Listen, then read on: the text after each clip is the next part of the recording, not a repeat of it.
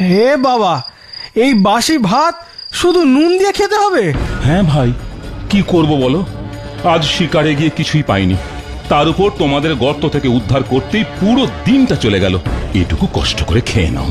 সেই তো আসলে আমি তো শুধু নুন ভাত খেতে পারি না, তাই বলছিলাম।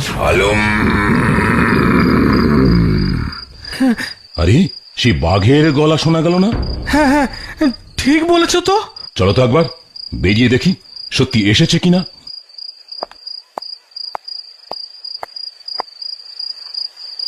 হালুম হালুম। ওমা, বাঘ ভাইয়া যে হঠাৎ এত রাতে, কি ব্যাপার বলো তো? হালুম।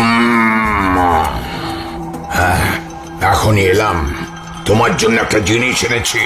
এই রাত্রে আমার জন্য আবার কি নিয়ে এলে? তোমার জন্য শিকার এনেছি। শিকার এনেছো? কিন্তু কেন? ও মা, আমাদের উদ্ধার করতে গিয়ে তো তোমার সারাটা দিন গেল। আমি জানি যে তুমি শিকার পাওনি। আমি শিকার পাইনি ভেবে তুমি আমার জন্য শিকার এনেছো? হ্যাঁ গো শিকারি ভাই, আর একটা কথা শোনো, তোমাকে আর রোজ রোজ কষ্ট করে শিকার করতে যেতে হবে না, বুঝেছো তো? বাহ, এটা কেমন কথা হলো? শিকারে না গেলে আমার চলবে কেমন করে? আমি তো আছি, নইলে তোমার উপকারে আমি লাগবো কিভাবে? মানেটা হলো, আমি এখন থেকে তোমার জন্য শিকার ধরে আনবো, বুঝেছ? বেশ বেশ, অতি উত্তম প্রস্তাব বাঘ ভাইয়া। আজকের শিকার তোমার উঠোনে রেখে দিয়েছি, এখন আসি, কাল আসবো।